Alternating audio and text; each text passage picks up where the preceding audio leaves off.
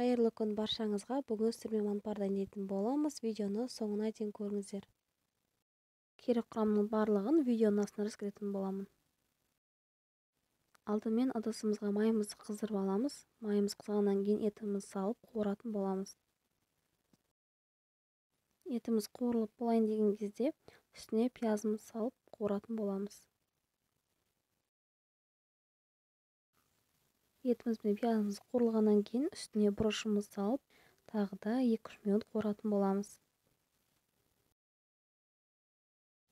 Қызанағымызды, кинзамызды барлығын салып қуырамыз.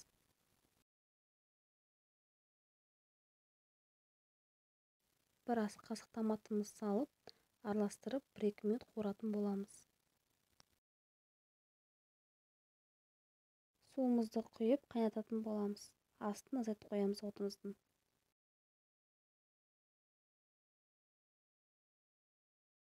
Суымыз қайнағанға шейін қамыр илейтін боламыз. Ұнымызға бір жұмыртқамыз салып, бір қасық суға тұзымызды салатын боламыз. Ақырындап ұнымызға салып, шаңышқының көмегімен араластырып аламыз бастапқысында. Қолымыздың көмегімен қаттырақ қамыр илейтін боламыз. Қамырымызды қолымызбен илеп болғаннан кейін бетін жауып 5 минутқа тындырып қоямыз.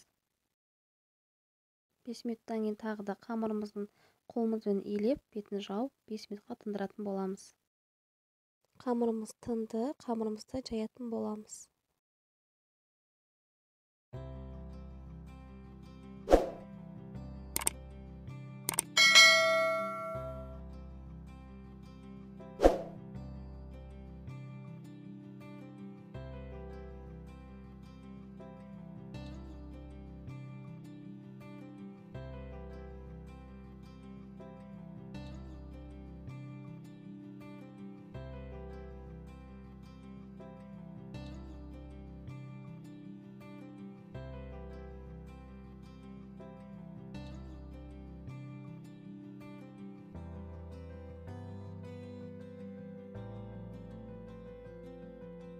Қамырымызды жайып болғаннан кейін видеода көрсетілгендей ұзынша кесіп шығатын боламыз.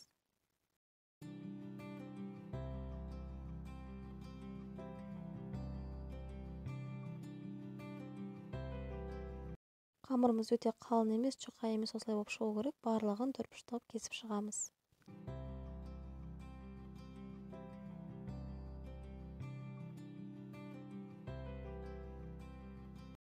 Суымыз баяу отта 1 сағаттай қайнады. Дәміне қарай тұз сеуіп, картошкамызды салып пісіретін боламыз. Картошкамыз пісайын деп қалған кезде барлық жаймамызды салып, бетін жауып 5 минуттай пісіретін боламыз. Тағамды жасап көріңіздер, өте дәмді болып шығады. Өзімнің отбасыма қатты ұнайды.